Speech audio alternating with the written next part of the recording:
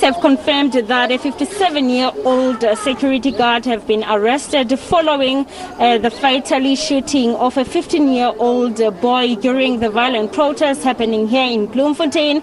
We've come back to the scene just to understand from residents, people who've been around here, as to what really happened according to you as an eyewitness. What did you see earlier on? Vroeger het ek gesien dat hoe 'n klomp skare 'n seun kan dra. Hulle het van die onder van die garage afgekom met hom in sy hande. Hulle het opperende Dr. Belcher waar ek woon verbygehardloop, maar omdat die polisie begin skiet het hulle hom net daar gelos, want toe moet hulle hardloop vir hulle eie lewens. En dis waar die seun die kind na oomblik gesterf het. We also understand that there's conflicting stories. Others are saying a security guard, while others are saying it's foreign national. Do you perhaps know?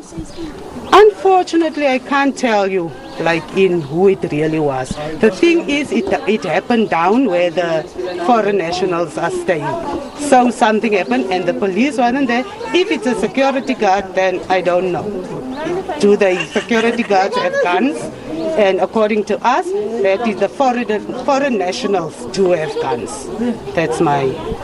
Just one of the eyewitnesses, of course, saying that, trying to give us the picture of what she saw earlier on. However, saying that they were holding him, running towards this direction, and they dropped him because the police now were, of course, making rounds, as we know that the violent protest continues in the CBD as well as in parts of Mangaung. Just want to bring now the community leader, if I'm saying it correctly, Mr. Temba. Thank you so much for your time. We know that you called for a peaceful protest, but now with the situation, how this has turned, what's your reaction to this? Ma'am, we're still running our investigations because when some of these things were happening, we were not on the scene. We've been talking to the police, we've tried to plead for calm, we've been talking to our people, we know they're very angry. And some people are trying to politicize this whole thing. But as the residents have been saying, it's purely about service delivery. And whatever they want to say, whatever they want to do to try and politicize this thing, really, but they must accept that people are very angry in Mangaung, and people are, have been trying to talk to them for many years, and we are tired now. Yeah. We are going to meet as a committee to try and make a decision as to what needs to happen next. But I'm telling you, it's very tough even for us. Our own people are insulting us. They think we are selling them out, you see. And now some politicians want to politicize this thing. It's a fact. There is just potholes all over the place. I'm sure you've all seen that. It's a fact. The sewer is running all over the place. But how can you change those? How can you lie about those? That's why I'm saying this is quite embarrassing that politicians are now trying to politicize this whole thing. We're calling on our people to be peaceful at all times, to try some restraint, and ensure that at the end of the day, this municipality will win this battle by being disciplined. As you correctly said, this has just unfortunately ran out of your control as you were calling for the peaceful march. But now, given the circumstances, as also there's someone died due to what happened today. So what would you want to say to residents? Because I'm sure there's confusion now on the ground, whether to carry on with what you wanted to fight for, which is service delivery, and now what is currently happening. May his soul rest in peace. We're very pained by what has just happened here.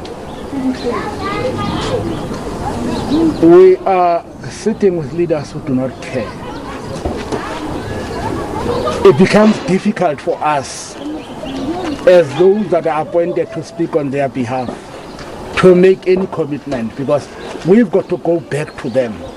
We'll hear from the residents what have they got to say, what are they saying. They've been saying it for the whole day. Many have been telling us that it can't stop when you find that the provincial leadership, the municipal leadership, even the national leadership has not even bothered to come to us, you see, and ask what is happening. In other words, they are saying, you see, they get tired. You see, we've been complaining for a very long time. We've been complaining. We did not just wake up in the morning and take this action. Now we're pleading with the president himself. President, please take care of this situation. Your people are crying for your help. Please talk to us.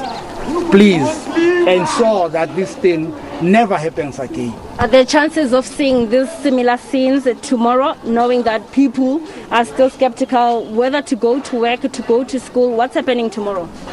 We want to avoid that. But as I'm saying, we are getting into a meeting, and from that meeting, it's only then that I may be able to talk to you, because we will do proper consultations, because we are a citizen-driven movement. There's just no way we can take any decision now, especially after having had these scenes where even lives were lost. We'll just have to go and sit down with calm heads and see, how do we address this thing going forward. Thank you.